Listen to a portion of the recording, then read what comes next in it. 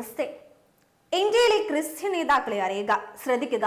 ഹിന്ദു നാമത്തിന്റെ മറവിൽ അരവിന്ദ് കെജ്രിവാൾ ഒരു ഹിന്ദുവല്ല, ക്രിപ്റ്റോ ക്രിസ്ത്യാനിയാണ്.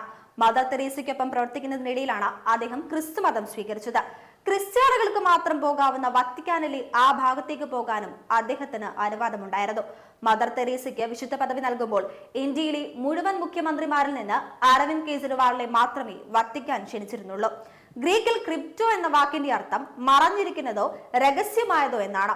ക്രിപ്റ്റോ ക്രിസ്ത്യൻ എന്നാൽ രഹസ്യ ക്രിസ്ത്യൻ. ഇതിലെ പ്രധാന വശങ്ങൾ ഇവയാണ്. ക്രിപ്റ്റോ ക്രിസ്ത്യൻ എന്നത് ഒരു അധിക്ഷേപമോ നിഷേധാത്മകമോ ആയ പദമല്ല. ക്രിപ്റ്റോ ക്രിസ്ത്യാനിറ്റി എന്ന അടിസ്ഥാന തത്വത്തിന്റെ കീഴിൽ ക്രിസ്ത്യാനികൾ ജീവിക്കുന്ന ഒരു രാജ്യത്ത് ക്രിസ്ത്യാനിറ്റിയുടെ ഒരു സ്ഥാപനപരമായ ആചാരമാണ് ക്രിപ്റ്റോ ക്രിസ്ത്യാനിറ്റി. അവിടെ അവർ ആ രാജ്യത്തെ ദൈവത്തെ ഒരു പ്രദർശനം എന്ന നിലയിൽ ആരാധിക്കുന്നു. അവരുടെ മറഞ്ഞിരിക്കുന്ന രാജ്യത്തെ മതം പിന്തുടരുന്നു. എന്നാൽ വാസ്തവത്തിൽ അവർ ഉള്ളിലെ ക്രിസ്ത്യാനികളാണ്. തുടർച്ചയായി ക്രിസ്തുമതം പ്രസംഗിക്കുന്നത് തുടരുന്നു. എന്നാൽ ക്രിപ്റ്റോ ക്രിസ്ത്യാനികൾ മുസ്ലിങ്ങളെ പോലെ അക്രമം നടത്താറില്ല. ക്രിപ്റ്റോ ക്രിസ്ത്യൻ 1% താഴെയാണെങ്കിൽ ആ രാജ്യത്തിന്റെ ദൈവത്തെ സ്വീകരിച്ചുകൊണ്ട് അവൻ തന്റെ ജോലി ചെയ്യുന്നു. എണ്ണം കൂടുമ്പോൾ അവർ അതേ ദേവതകളെ അപമാനിക്കാൻ തുടങ്ങുന്നു. ഹോളിവുഡിലെ പ്രശസ്തമായ അഗോറ സിനിമ ഒരു ഹിന്ദുവും തീർച്ചയായും കണ്ടിരിക്കണം. റോമിൽ ക്രിപ്റ്റോ ക്രിസ്ത്യാനികൾ കൂടുതലായപ്പോൾ അവർ റോമൻ ദേവതമാരെയും ദേവതകളെയും അപമാനിക്കാൻ തുടങ്ങിയത് എങ്ങനെയാണെന്ന് ഇതിൽ കാണിക്കുന്നുണ്ട്. നിലവിൽ ഇന്ത്യയിലും ക്രിപ്റ്റോ ക്രിസ്ത്യാനികൾ പിടിമുറുക്കിയിട്ടുണ്ട്. അതിനാൽ ഇവിടെയും ഹിന്ദു ദേവതകളെ അധിക്ഷേപിക്കുന്ന ജോലി ആരംഭിച്ചു കഴിഞ്ഞു. അതായത് 2000 വർഷങ്ങൾക്ക് മുമ്പ് യൂറോപ്പിൽ നടന്ന പ്രവൃത്തിയാണ് ഇന്ന് ഇന്ത്യയിൽ നടക്കുന്നത്. അടുത്തിടെ പ്രൊഫസർ കേദർ മണ്ഡൽ ദുർഗാദേവി വേശി എന്നാണ് വിളിച്ചത്.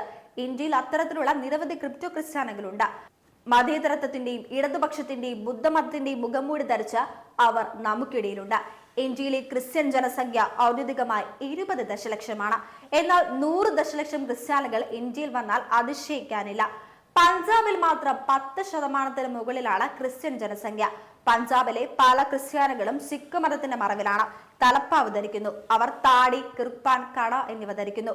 സിഖ് മതം പിന്തുടരുകയും ചെയ്യുന്നു. എന്നാൽ അവരെല്ലാം രഹസ്യ ക്രിസ്ത്യാനികളാണ്. പല ക്രിപ്റ്റോ ക്രിസ്ത്യാനികളും സംവരണമെടുക്കാൻ ഹിന്ദു പേരുകളാണ്. ഇവയിൽ രാമൻ, കൃഷ്ണൻ, ശിവൻ, ദുർഗ തുടങ്ങിയ ദൈവങ്ങളിൽ പലരുടെയും പേരുകളുണ്ട്. അവരെ സ്വപ്നത്തിൽ പോലും അഹിന്ദു എന്ന് സംഘികൾക്ക് പോലും മനസ്സിലാക്കാൻ കഴിയില്ല. മുൻ രാഷ്ട്രപതി KR നാരായണൻ ഒരു ക്രിപ്റ്റോ ക്രിസ്ത്യൻ ആയിരുന്നു. സംവരണത്തിന്റെ എല്ലാ ആനുകൂല്യങ്ങളും ലഭിക്കുന്നതിന് ജീവിതകാലം മുഴുവൻ പട്ടികജാതിക്കാരനായിരുന്നു. എന്നാൽ മരിച്ചപ്പോൾ ക്രിസ്ത്യാനിറ്റി പ്രകാരം അടക്കം ചെയ്യുന്ന പ്രക്രിയ ജനങ്ങൾ കണ്ടു. ഇദ്ദേഹവും ഒരു ക്രിപ്റ്റോ ക്രിസ്ത്യാനിയായിരുന്നു എന്ന് മനസ്സിലായി. ഇത്തരം ക്രിപ്റ്റോ ക്രിസ്ത്യാനികൾ രാജ്യത്ത് ധാരാളമുണ്ട്. ഹിന്ദു മതത്തെ ഹിന്ദു പേരുകളിൽ കടന്നാക്രമിച്ച് വത്തിക്കാന്റെ അജണ്ട നടപ്പിലാക്കി മാത്രം ചെയ്യുന്നവർ. അത്തരം ക്രിപ്റ്റോ ക്രിസ്ത്യാനികളെ നാം നിത്യജീവിതത്തിൽ എല്ലാ ദിവസവും കാണുന്നു. എന്നാൽ ഹിന്ദു നാമങ്ങളുടെ മറവിൽ ഒളിച്ചിരിക്കുകയായതിനാൽ അവരെ മനസ്സിലാക്കാൻ കഴിയുന്നില്ല. ശ്രീരാമനെ സാങ്കല്പികമെന്ന് വിശേഷിപ്പിച്ച കോൺഗ്രസ് നേതാവ് അംബിക സോണി ഒരു ക്രിപ്റ്റോ ക്രിസ്ത്യാനിയാണ്. NDTVയുടെ ജീവനക്കാരിൽ ഭൂരിഭാഗവും ക്രിപ്റ്റോ ക്രിസ്ത്യാനികളാണ്. സ്വാമി ലക്ഷ്മണാനന്ദയെ കൊന്ന ഹിന്ദു പേരുകളുള്ള നക്സലൈറ്റുകൾ ക്രിപ്റ്റോ ക്രിസ്ത്യാനികളാണ്. ബ്രാഹ്മണരെ കേരളത്തിൽ നിന്ന് പുറത്താക്കുന്നതിന്റെ ചിത്രങ്ങൾ ഫേസ്ബുക്ക് പ്രൊഫൈലിൽ പോസ്റ്റ് ചെയ്ത ഗൗരി ലങ്കേഷ് ഒരു ക്രിപ്റ്റോ ക്രിസ്ത്യാനിയായിരുന്നു. JNUവിൽ ബിഡിംഗ് ഇന്ത്യ എന്ന മുദ്രാവാക്യം ഉയർത്തിയതും തുടർന്ന് അവർക്കെതിരായ ഇന്ത്യൻ സർക്കാരിന്റെ നടപടിയും ബ്രാഹ്മണ ക്രൂരതകളായി ഉയർത്തിയവർ ഇടതുപക്ഷമല്ല, ക്രിപ്റ്റോ ക്രിസ്ത്യാനികളാണ്. ഫേസ്ബുക്കിൽ ബ്രാഹ്മണരെ അധിക്ഷേപിക്കുകയും ഹനുമാനെ കുരങ്ങനെന്നും ഗണേശനെ ആനയെന്നും വിളിക്കുന്ന ഖാലിസ്ഥാൻസുകൾ ക്രിപ്റ്റോ ക്രിസ്ത്യാനികളാണ്. ദ്രാവിഡ സത്യം മറച്ചുവെച്ച് ഉത്തരേന്ത്യക്കാരെ ആക്രമിച്ച ക്രിപ്റ്റോ ക്രിസ്ത്യാനികൾ തമിഴ്നാട്ടിലുമുണ്ട്. ഏറ്റവും കൂടുതൽ ഹിന്ദി ഗായകരെ നൽകിയ സംസ്ഥാനമായ ബംഗാളിൽ ഹിന്ദി എതിർക്കുന്ന ക്രിപ്റ്റോ ക്രിസ്ത്യാനികളുണ്ട്. നരേന്ദ്ര ദാർബോൽക്കർ ഒരു ക്രിസ്ത്യാനിയായിരുന്നു. അന്ധവിശ്വാസത്തിന്റെ മറവിൽ ഹിന്ദു ആഘോഷങ്ങൾക്കെതിരെ അജണ്ട ഉണ്ടാക്കി നടപ്പാക്കുന്നു. എന്നാൽ ബക്രീദിന് നിരപരാധികളായ മൃഗങ്ങളെ ബലിയർപ്പിച്ചു. മരിച്ച മനുഷ്യനായ യേശു ഇസ്രയേൽ ജീവിച്ചിരുന്നു. ഫേസ്ബുക്കിൽ ബ്രാഹ്മണർക്കെതിരെ രാവും പകലും സംസാരിക്കുന്ന ദിലീപ് സി മണ്ഡൽ, വാമൻ മെഷ്രോം ക്രിപ്റ്റോ ക്രിസ്ത്യാനികളാണ്. മഹിഷാസുരനെ തങ്ങളുടെ പൂർവികന് അവകാശപ്പെടുന്ന ജിതേന്ദ്ര യാദവ്, ജനാർദ്ദനൻ യാദവ് തുടങ്ങിയ നിരവധി യാഥാക്കന്മാർ കുടുംബ പേരുകളിൽ മറഞ്ഞിരിക്കുന്നുണ്ട്.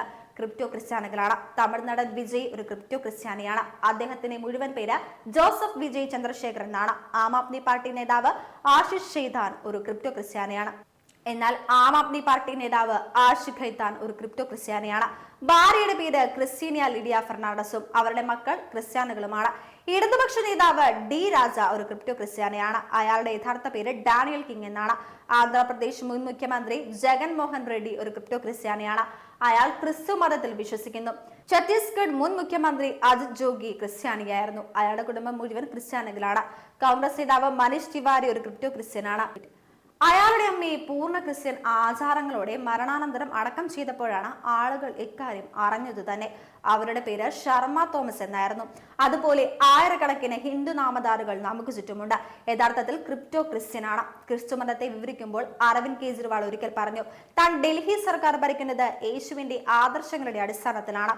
കാരണം അയാൾ യേശുവിൽ വിശ്വസിക്കുന്നു. സർക്കാർ ചെലവിൽ വക്രബുദ്ധിയുള്ള ക്രിസ്ത്യൻ പുരോഹിതനെ വിളിച്ചു വരുത്തി ഡൽഹി സർക്കാർ വ്യാജ രോഗശാന്തി പരിപാടി സംഘടിപ്പിച്ചപ്പോൾ ബദിറുദ്ദീൻ ക്യാൻസർ പോലുള്ള രോഗങ്ങളുള്ള ആളുകളെ സുഖപ്പെടുത്തുന്നു. സോണിയാഗാന്ധിയും കുടുംബവും ക്രിപ്റ്റോ ക്രിസ്ത്യാനികളായി ജീവിക്കുന്നു.